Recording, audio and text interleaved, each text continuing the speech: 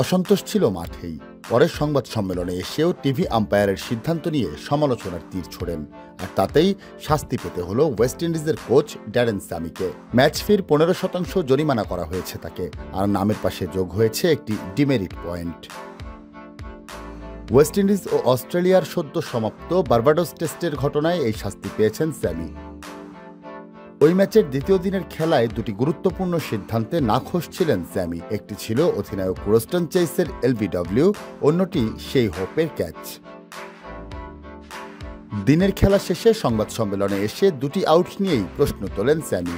আম্পায়ারের সমালোচনা করে স্যামি বলেন, যখন কোনো কিছু নিয়ে সংশয়ের অবকাশ থাকে, সব বোর্ডের ক্ষেত্রেই যেন একই ধারাবাহিকতা থাকে। এমন কোনো অবস্থায় কেউই পড়তে চায় না যেখানে নির্দিষ্ট কোনো আম্পায়ার নিয়ে দ্বন্দ্বে পড়ে যেতে হয়।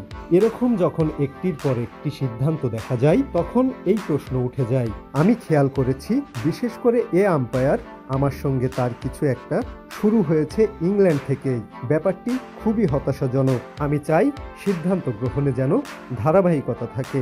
এই মন্তব্যের জন্য স্যামির বিরুদ্ধে আইসিসির আচরণবিধির 2-7 ধারা ভঙ্গের অভিযোগ আনা হয়। আন্তর্জাতিক ম্যাচের কোনো ঘটনা বা কোনো cricketer, support staff, match official বা অন্য কোনো দলকে নিয়ে প্রকাশ্য সমালোচনা বা অনুপযুক্ত মন্তব্য করলে সাজার বিধান রয়েছে ওই ধারায়। এখন যে কোনো ব্র্যান্ডের পুরাতন এসি বদলে নতুন ওয়ালটন এসিতে উপভোগ করুন 25% ছাড়। ম্যাচ রেফারি জাভাগাল শ্রীনাথের দেওয়া সাজা মেনে নেন স্যামি, তাই আনুষ্ঠানিক শুনানির প্রয়োজন পড়েনি।